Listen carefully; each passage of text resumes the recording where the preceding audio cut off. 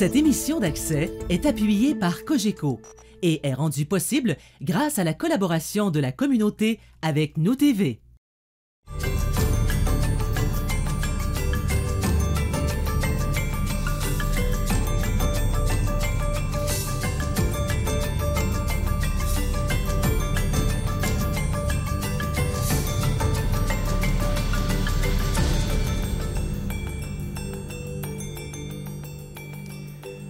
Bonsoir et bienvenue à une autre émission dans le cadre de la série Les Entrepreneurs. Mon nom est Claude Grenier.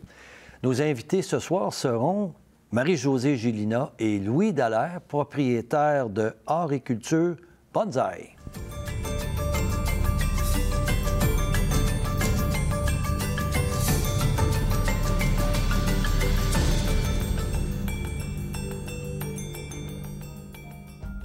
Né d'une passion, Art et Culture Bonsaï est spécialisé depuis plus de 20 ans dans la culture des arbres miniatures selon la tradition japonaise. L'entreprise s'est donnée comme mission de faire connaître le monde du bonsaï et de démystifier la culture de ces arbres miniatures. Elle propose à sa clientèle tout le matériel nécessaire à la pratique de cet art, autant en boutique que sur la boutique en ligne. Sa boutique cadeau ayant pour thématique le Japon et l'arbre sera vous charmer. Une visite s'impose. Alors, bienvenue, Marie-Josée Gélina, Louis Dallaire, propriétaire de Art et Culture Bonsaï. Ça va vraiment être intéressant de vous entendre parce que votre projet est vraiment original. On disait honte tantôt, vous n'êtes pas beaucoup qui avez cette activité-là. On va en parler. On va commencer avec toi, Marie-Josée. De où ça part, l'idée d'avoir ce type d'entreprise-là, considérant que c'est original aussi, là? De où ça part? En fait, c'est un beau hasard parce que nous, depuis qu'on avait notre maison, en fait, on aimait l'horticulture. Moi, j'aimais beaucoup les fleurs. Je produisais mes annuelles. Lui, il s'occupait des arbres. Puis, à un moment donné, à la Saint-Valentin, je savais pas trop quoi y offrir. Puis, j'ai vu un bonsaï dans une grande surface. Alors, j'ai dit, peut-être qu'il aimerait ça tailler des petits arbres. Fait que j'ai offert un cadeau. Fait que on a commencé à cultiver les arbres, puis naturellement, 2-3 mois après, ça allait pas super bien pour se rendre compte que c'est pas des arbres qui rentraient à l'intérieur des maisons. Okay. Là, on a fait « Oh, OK, c'est comment ça? Les bonsaïs, ça va dans la maison. » Mais finalement, on s'est renseigné, on s'est rendu compte que c'est pas tous les arbres qui vont dans la maison. Fait que là, on s'est rendu à l'été et là, on a suivi une première formation pour découvrir ce monde-là. Puis... de fil en aiguille, on continuait, en fait, notre formation. Moi, je l'accompagnais parce que c'était son cadeau à lui. Ouais. Il s'est mis à aimer ça. Il s'est mis à côtoyer des gens dans des clubs parce qu'il existait des clubs au Québec. Ah ouais. Puis on s'est rendu compte qu'il n'y avait pas beaucoup de matériel. Il n'y avait pas beaucoup de gens qui faisaient ça, en fait, au Québec. Puis, à un moment donné, bien, j'ai dit, ça serait peut-être le fun d'amener ça à Shawinigan, parce qu'on voyait qu'il y a des gens... On est allé à une exposition dans la Naudière, il y avait des gens jusqu'à l'Abitibi qui descendaient, tu sais, fait que, bien, on s'est dit, on pourrait, nous, s'occuper de ça, puis faire venir des gens de l'autre partie du Québec, tu sais, fait que, finalement, ça a parti comme ça. Qu'est-ce qu'ils ont de particulier, ces arbres-là? Pourquoi les gens s'intéressent à cet arbre-là? Ça, c'est une bonne question, dans le sens où, des fois, les gens vont trouver ça intéressant. Beaucoup de gens au Québec ont vu des premiers bonsaïs au Jardin botanique de Montréal, par exemple. Mais le bonsaï, par définition, c'est un arbre miniature cultivé avec un sens artistique. Donc, c'est pas quelque chose qui pousse dans la nature ou c'est pas quelque chose qui vient d'une graine. Il faut s'intéresser à la plante, puis la travailler à travers le temps, puis c'est jamais terminé. Parce que l'arbre, lui, il pousse. Là. Donc, là, on va donner une forme, mais c'est jamais terminé. Donc, mais la plupart des gens, sans vouloir nécessairement pratiquer l'art du bonsaï, c'est rare que les gens sont indifférents par rapport à ce type d'arbre-là. Ça fait résonner quelque chose chez la personne. Aussi. C'est exotique, exactement. En grosse partie, c'est originaire du Japon. Oui.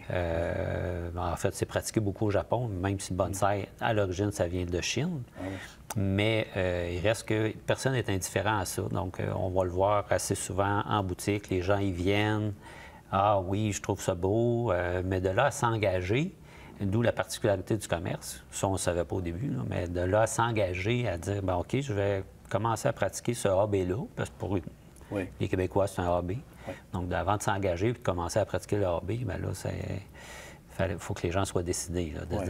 C'est comme avoir un chien ou à peu près. Là. Ah oui. Ouais, ouais. Fait que là, on commence.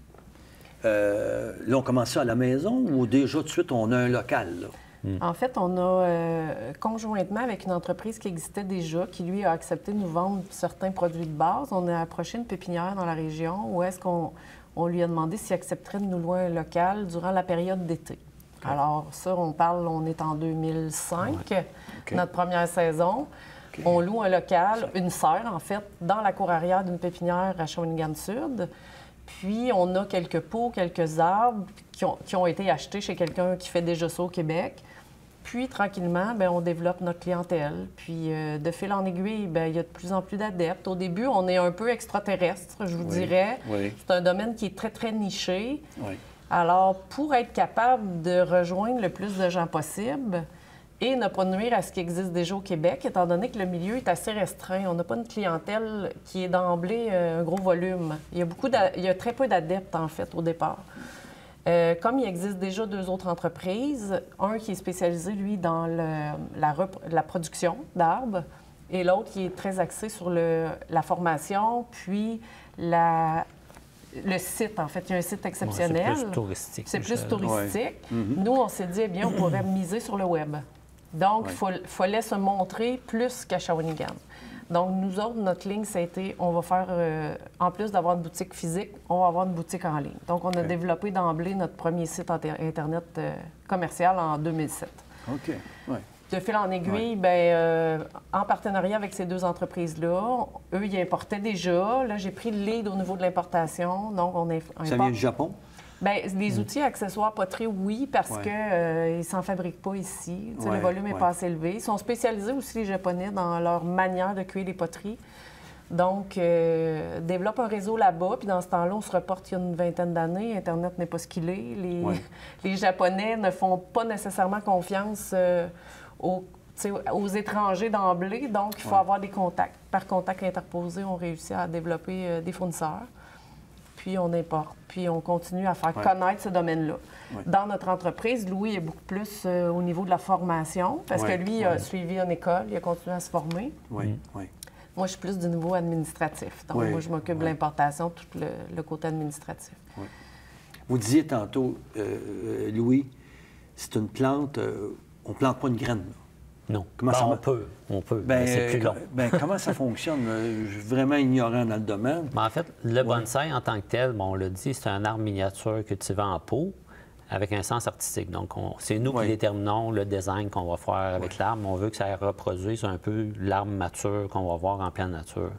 Donc, si on vous vend des graines de bonsaï sur Internet, je dis tout le temps, c'est un peu un racket dans le sens où il n'y a pas de graines de bonsaï. Il y a des graines d'arbres susceptibles de faire des bonsaïs. Donc, à partir de là, on dit que c'est un arbre parce que quand je le cultive en pot, si c'est, par exemple, un arbre du Québec comme le mélèze, si je le remets en pleine terre, ça va prendre 3, 4, 5, 10 ans. L'arbre, il va reprendre tous ses droits, c'est-à-dire qu'il va devenir un arbre assez gros. C'est le fait qu'on le cultive en pot qui demeure petit. Mais le bonsaï, c'est ça, à l'essentiel. C'est un arbre, c'est pas une plante verte, c'est vraiment un arbre. Et c'est pas une essence spéciale. Donc, ici, au Québec, on apprend à travers le temps à travailler certains arbres qui sont indigènes chez nous, mais il y a aussi des arbres d'importation, comme souvent on va faire de l'importation, par exemple, des États-Unis, où là, on va avoir des arbres qui sont plus tropicaux. Donc, les gens qui vont vouloir les avoir dans la maison durant l'hiver, ils vont pouvoir le faire parce qu'il faut les protéger du froid. Mais si on parle d'un mélèze, d'un pin gris, d'une épinette blanche, c'est des arbres du Québec qui pourraient passer l'hiver en dessous de la neige. Oui, oui. Ouais. En fait, l'essence dans le bonsaï, c'est de façonner les arbres, de faire une œuvre d'art. Ça s'apprend comme quelqu'un apprend à faire de la peinture. Il y a des techniques relatives, mais l'important, c'est de ne pas dénaturer les arbres. Un arbre, ça vit dehors, ça a besoin des changements de climat, ça a besoin du contact du soleil, ça a besoin de tout ça, et c'est surtout pas une décoration. Souvent, les gens vont arriver et disent... on voit des fois les bonsaïs qui sont un peu sculptés là, pour représenter toutes sortes d'affaires. On voit ça des fois aussi. Là, oui, on voit ça. Puis souvent, les gens ils ont l'idée que c'est... Je vais mettre ça dans mon salon, ça va faire zen. Mais à la base, les arbres ont besoin de l'extérieur. Souvent, on en voit dans des films des bonsaïs. Oui. Je dis toujours, c'est arrangé avec le gars des vues. On peut Ouais. rentrer notre bonsaï parce qu'on reçoit de la visite, mais l'arbre, s'il vit à l'extérieur, naturellement, c'est un arbre qui doit vivre à l'extérieur aussi, même s'il est cultivé en bonsaï. Ouais. Donc ça, c'est la notion que les gens ont beaucoup de difficulté à comprendre parce qu'on a l'impression qu'il faut prendre soin parce que c'est petit, parce que c'est fragile, mais un arbre a des capacités. Un arbre, la nature est très, très bien faite. Ouais. Et il faut respecter tout ça pour être capable de bien pratiquer l'art du bonsaï, en fait. Ouais. Mais pourquoi, au niveau de l'approvisionnement, l'arbre, on peut comprendre, là, mais le pot, pourquoi ça vient du Japon nécessairement? Bien, les pots pour bonsaï sont spécifiques d'un. Il faut qu'ils soient résistants au gel parce que, par exemple, quelqu'un qui voudrait faire hiverner son arbre à l'extérieur, il ne faut pas que le pot éclate à chaque année. Oui. Mais on Donc, pourrait avoir c'est- ce type de pot-là au Québec, non? Il n'y en a pas tant, Non. parce que là, on est plus proche de la céramique que du pot de grès standard. OK. Mais je dirais la différence essentielle, c'est que la plupart du temps, c'est des pots qui ont des profils très bas et plutôt larges. Donc là, il y a toutes sortes de raisons esthétiques pour lesquelles c'est fait comme ça, mais on ne retrouvera pas ce genre de pot-là, par exemple, chez toutes les pépinières qu'on voit ici Dans au pas ça au Québec. Costco, là. On n'en Non. verra pas au Costco, on a plus du type pot à fleurs, ou des Ouais. fois, on va trouver des trucs qui sont intéressants, mais qui sont trop hauts. Assez souvent, les pots ne sont pas percés. Nous, on va avoir des pots qui sont troués. Mais la différence principale, c'est ça, c'est que les profils sont assez bas, plutôt larges, Ouais. différentes formes, rectangulaires, ovales, coins rembossés, fleurs de lotus, bref, il y en a une panoplie. Vernis, pas vernis, mais la différence principale, c'est... C'est la hauteur, Ouais. là. Ceci Là, dit, oui. excusez, c'est parce qu'il n'y a Oui. pas de manufacturier ici. Il n'y a pas de Non, non, volume. non. C'est pas Ouais, un art ouais. qui est très répandu. Ouais. Ceci dit, il y a quand même des artisans qui ont Ouais. commencé à en faire depuis Ouais. quelques années, qui se Ouais. spécialisent dans le pois bonsaï, qui font des très belles choses au niveau du Québec. Ouais. Mais au niveau du volume, c'est des artisans. Donc, c'est Ouais. pas des gens qui Ouais. peuvent produire en grande quantité. Peut-être qu'un jour... Oui. Ça, je dirais, c'est tout récent. Là. Je dirais, on parle peut-être de 5 ans, 8 ans. C'est relativement récent Oui. qu'on va voir cette tendance-là parce que Oui. si on a une passion pour le bonsaï, la passion pour les poteries va venir pas loin après. Puis d'avoir quelque chose qui est original, qui n'est pas fait en série, ça fait partie du processus artistique. Puis d'avoir le pot qui accompagne bien l'arbre, parce que tu vas avoir quelque chose qui est en harmonie ensemble. Bien, si tu trouves un artisan qui fait ça, bien, c'est parfait. Oui.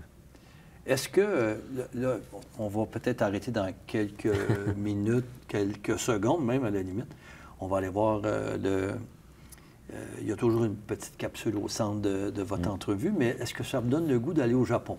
Ah, Est-ce ben, que on- vous vous dites un jour, j'aimerais ça aller au Japon? Ben oui. Check. Ça a été fait. C'était fait. 2019. Bon, bien, vous allez nous compter ça. On va prendre quelques minutes. On va aller voir la petite capsule au centre de votre entrevue. Puis on revient.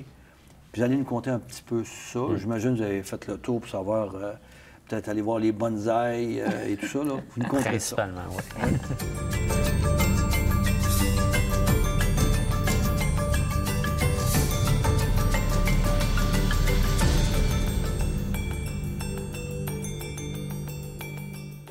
La pandémie a amené plusieurs personnes à réfléchir quant à leur orientation professionnelle.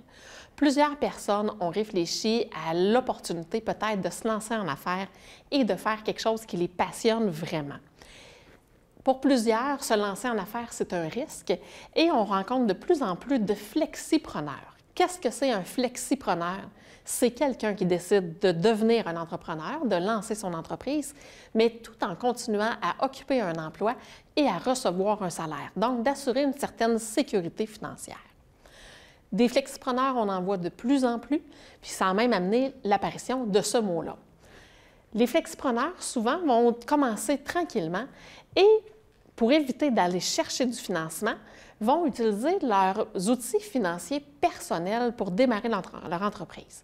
Qu'est-ce que ça veut dire? Je veux me lancer en affaires, j'ai besoin de m'acheter un ordinateur, d'acheter quelques fournitures, j'ai pas besoin d'un gros montant d'argent, alors je vais les acheter avec ma carte de crédit ou avec ma marge de crédit personnelle pour démarrer mon entreprise. Attention, vous pourriez ne pas avoir le droit d'utiliser votre carte de crédit à cette fin-là. Quand vous contractez une carte de crédit, une marge de crédit et même un compte bancaire, vous signez un contrat avec votre institution financière et vous pourriez être limité dans l'utilisation que vous faites de ces outils financiers-là. Il pourrait être impossible pour vous d'utiliser votre carte de crédit à des fins commerciales. La même chose pour votre marge de crédit. Si votre institution financière réalise que vous utilisez votre carte de crédit, par exemple, pour faire vivre votre entreprise ou pour acheter des fournitures pour l'entreprise, on pourrait arrêter votre carte de crédit. Donc, c'est important de s'informer auprès de notre institution financière pour voir quelles sont les possibilités qui s'offrent à nous. Finalement, quelques bonnes pratiques en matière d'entrepreneuriat quand on commence. Ayez en tête que vous devez toujours séparer les transactions qui sont reliées à votre vie personnelle de celles qui sont reliées à votre entreprise. C'est ce qu'on appelle faire la tenue de livre de notre entreprise. Faire la tenue de livre, c'est un peu comme écrire l'histoire de notre entreprise par chacune des transactions qu'on va y faire. Donc, prenez en note tout ce qui se passe dans votre entreprise afin de bien séparer les deux et vous allez mettre toutes les chances de votre côté de bien réussir.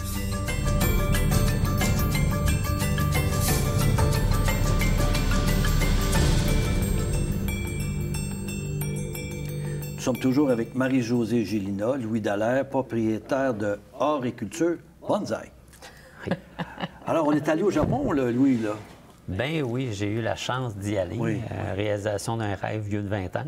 Mais fin novembre, début décembre 2019, on est allé faire un tour là-bas. Oui. Donc, vous en avez profité pour aller voir des endroits où ils en font la culture, la formation? Essentiellement, le premier arrêt, c'était à Kyoto. On allait voir le Taikenten, qui est la deuxième plus grande exposition de bonsaï au Japon. Donc là, c'était l'occasion de voir vraiment live ce que les Japonais font, le travail, le type d'arbre. Oui. Et là, c'était vraiment exceptionnel parce qu'on voyait les arbres, la finesse du travail qu'il y a sur chacun des arbres, c'est incroyable.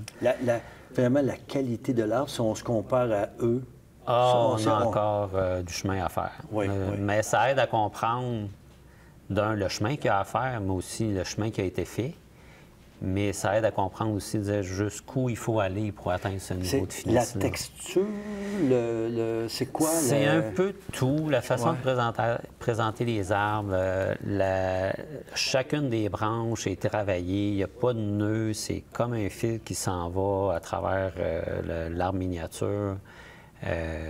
C'est l'œuvre d'art. C'est l'œuvre d'art, effectivement. C'est l'émotion qui est véhiculée en regardant un arbre. C'est ce que le bonsaï cherche à faire. Ouais, c'est vraiment culturel, à la limite, là. Ben, pour eux, du moins, au Japon. Pour eux, oui, exactement. Ouais. Là, on est parti dans l'arrière-cour d'une pépinière. Là, ça a progressé. Mais là, dans vos étapes de croissance, là, vous avez votre propre commerce aujourd'hui.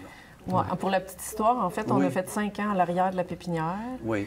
Mais il fallait fermer l'hiver, déménager le stock et tout. Alors, on a commencé à chercher un emplacement avec Pignon-sur-Rue. Ce qu'on a fait sur la 5e à Shawinigan-Sud, on avait comme une maison avec le rez-de-chaussée où était la boutique, puis l'arrière, c'était le jardin. On a été là 12 ans. Puis, on est revenu à la pépinière d'origine, mais on a pris l'espace au complet. Okay. Parce que la pépinière a fermé. Okay. Donc là, présentement, on a des serres, on a un emplacement beaucoup plus adapté pour ce qu'on fait. Strictement pour le bonsaï ou pour... Essentiellement. Nous, on ne vend pas de graines de semences de tomates, là. C'est vraiment dédié au bonsaï. Et la boutique cadeau qu'on a est essentiellement aussi reliée à notre domaine, reliée à l'arbre, reliée à l'Asie, reliée au Japon. Parce que le Japon est devenu comme un peu notre... une passion dans son ensemble. Parce que les Japonais, ce qu'ils développent normalement, c'est très recherché. Ils ont beaucoup de culture puis d'art qui ressortent. Leur mode de vie aussi, on essaie des fois de s'en inspirer. Donc, on a en boutique des choses qui nous relient en fait au Japon. Je pense que Louis est né au Japon dans une autre vie, en fait. D'ailleurs, rapidement, faites-nous juste un petit commentaire, votre appréciation sur le Japon en japonais. Sugoi desu. Donc, ça veut dire c'est formidable, n'est-ce pas? Sugoi. Sugoi desu. Sugoi desu. Sugoi. Sugoi. OK. C'est pas évident. Mais c'est vraiment... D'ailleurs, vous l'appelez comment, monsieur... Monsieur Miyagi. Beaucoup Monsieur de clients Miyagi. l'appellent Monsieur Ouais, Miyagi. Monsieur Miyagi. Puis ils m'appellent Madame Bonsaï. Mais ça, c'est drôle parce que, ouais, nos clients même viennent parce que... Puis ils connaissent nos chiens, là. Ceci dit, dans la boutique, nous, c'est très, très familial. C'est très amical aussi. Beaucoup de clients sont devenus amis, mais c'est ça. On essaie de transmettre notre passion, en fait, pour le Japon puis pour l'art du bonsaï. Donc, cette croissance-là vous a amené à, comment dire, donc, à prendre d'expansion. Mais là, des projets d'avenir, ça ressemble à quoi maintenant? Bien, Avez-vous d'autres projets de... Ben, en ou fait, c'est de consolider? Voilà. Oui, Je pense qu'on est... En fait, le bonsaï, comme c'est très niché, je pense pas que ça va devenir un commerce qui est, comment je dirais bien, super achalandé. Nous, ce qu'on aime, c'est de rencontrer les gens, d'échanger avec eux. Donc, on veut que ça demeure familial. Avec le temps, c'est sûr que c'est un domaine où, en fait, il n'y a pas beaucoup de gens qui vivent de profession de bonsaï. En fait, ça n'existe pas tant au Québec. Souvent, c'est des deuxièmes carrières, là, ce qui est notre cas, en fait, à nous deux. Puis, ce que j'aimerais, moi, c'est d'être capable de développer une entreprise qui va perdurer, qui va continuer après nous pour développer un réseau professionnel de commerce de bonsaï ou de, tu sais, que ce soit au niveau des sociétés de bonsaï qui, eux, font la promotion du bonsaï, la formation du bonsaï. Mais je m'en allais là, la formation, justement, Voilà. parce que vous en donnez, Oui. tu en donnes, la formation. C'est peut-être un autre volet de l'entreprise à explorer aussi. On avait peut-être, commencé là. avec ça en 2005 parce que ça amenait de l'eau au moulin.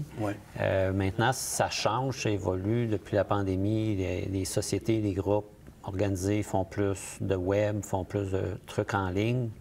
Donc là, on s'est retiré un peu de l'initiation. On fait plus d'accompagnement personnalisé. Donc, les gens qui veulent aller un petit peu plus loin, qui ont leur base, mais qui veulent aller un petit peu plus loin, on les accompagne là-dedans. Y a-t-il un regroupement de propriétaires de...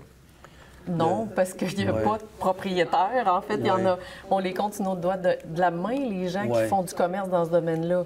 C'est d'autres pépinières qui en plus, offrent ce type d'arbre-là? Non, c'est Ou vraiment des gens niché, qui sont Oui, c'est très spécialisés niché, là-dedans. spécialisés OK, là-dedans. Oui, OK, dans les pépinières standards, on va trouver... Nous, on a nos produits qui sont distribués dans certaines pépinières jusqu'à Vancouver, je dirais. Là. OK. Mais c'est pas des spécialistes, je dirais. C'est des gens qui offrent le matériel, mais qui ne sont pas spécialisés dans le domaine, parce que ça demeure un domaine qui est quand même assez particulier.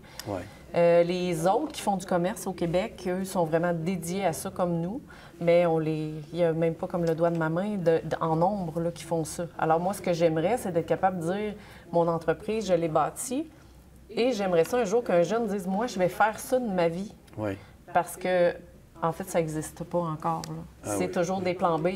C'est un plan B, c'est un plan de retraite, c'est un plan de carrière. Mais en gagner sa carrière. vie... Gagner sa vie. Je le souhaite. Moi, je pense que c'est possible. C'est sûr que nous, on fait des choix parce que, bon, en fonction du chemin parcouru puis de l'âge en tout cas, où moi je suis rendu, certainement qu'un jeune qui reprendrait ça ou qui voudrait continuer là-dedans, il y a encore des fenêtres d'opportunité s'ils veulent offrir du matériel, par exemple.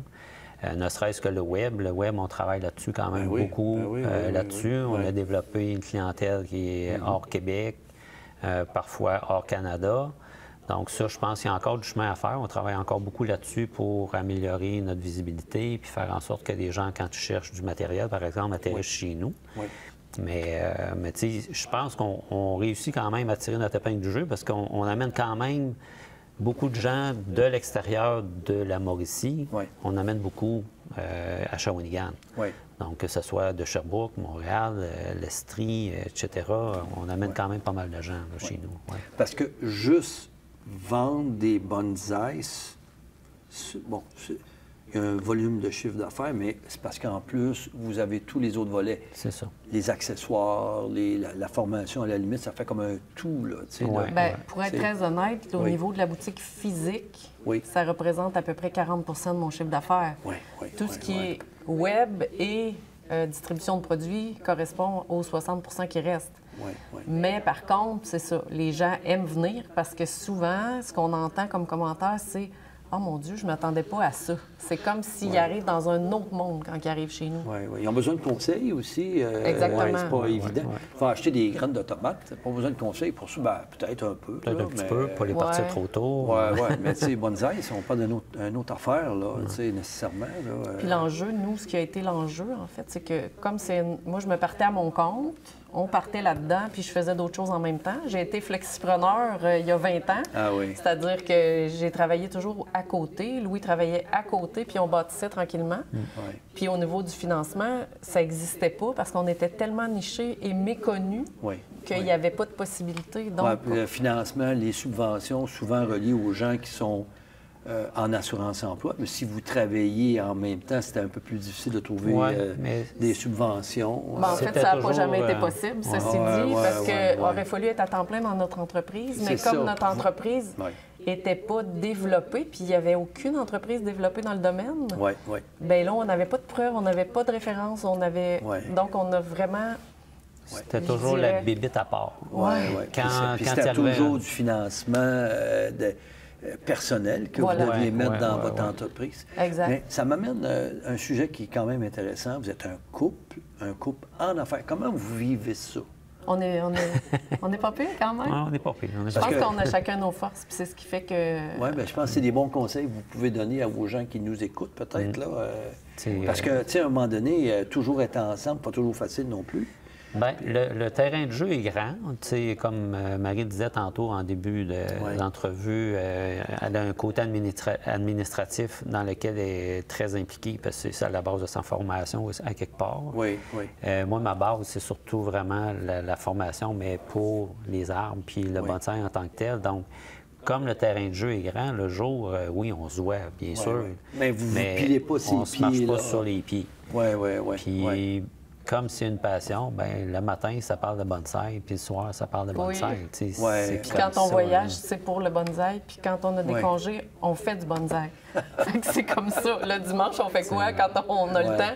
Du bonsaï. C'est vraiment Fait que, tu sais, une passion aussi. Je pense que c'est un Ouais, choix de ouais, vie, en fait, ouais. qu'on a fait. Oui, c'est ça. Mais votre côté passion, c'est peut-être ça qui vous donne du succès aussi. Ben- On la voit, cette Ça passion-là. se transmet, les clients nous le disent souvent, qu'on vient chez vous pour vous voir. Oui. Fait qu'il y a comme un échange qui s'installe. Donc, on partage notre passion, mais les clients aiment beaucoup aussi partager leur expérience et leur passion à eux aussi. Puis ce qui est le fun, là, c'est qu'on a deux personnes qui travaillent avec nous, deux gars, en fait. Oui, c'est des Oui. gars. C'est un domaine de gars, les bonsaïs, ceci dit. Ah oui? Oui. Puis eux, ils font du bonsaï depuis 25-30 ans. Ah ben, Alors, cool. eux autres, quand ils sont arrivés dans l'entreprise, c'était vraiment aidant, là, parce qu'on n'avait pas à leur dire comment faire. Puis en plus, là, les clients commencent à les connaître. Il y a un échange, puis il y a vraiment Quand le monde vient travailler dans notre atelier la fin de semaine, il y a vraiment Ouais, un une effet de dynamique. groupe, là, il y a Ouais. une petite dynamique qui s'installe. C'est Ben, vraiment le fun. on les salue. Oui, bien Oui, oui. Puis absolument. on les salue. Puis, déjà, on est rendu à la fin de notre entrevue. Comment je pourrais dire ça? Bon succès, là, Louis? Ah, ça serait plus embêtant, mais on Ouais. pourrait se dire... Bonne chance. Arigato gozaimashita, tout simplement merci. Mais oui. arigato Arigato. gozaimashita. Oui, oui, oui. Bon, je vais me contenter d'arigato. Arigato, c'est pour les intimes, c'est Ah ouais, parfait. arigato, Ouais. Louis, arigato, Marie, José. Merci un plaisir. beaucoup d'être venu. C'est vraiment original. C'est la première fois qu'on rencontre des gens aussi passionnés dans un domaine très niché comme le vôtre. On vous souhaite bon succès, bonne Merci. chance Merci à dans, vous. tout, Merci. Ouais, Merci merci. à vous. dans le futur de votre entreprise. Merci beaucoup. Merci. Alors, merci beaucoup à toute l'équipe. Merci beaucoup des gens qui nous ont encore écoutés aujourd'hui. Et à la prochaine pour une autre émission, Les Entrepreneurs.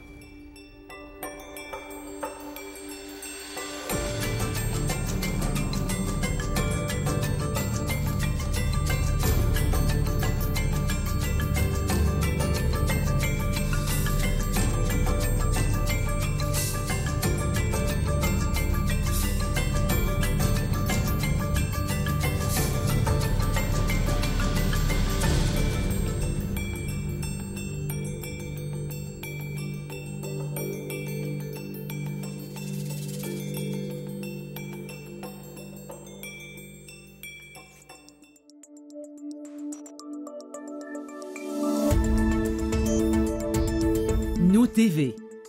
Ensemble pour notre communauté.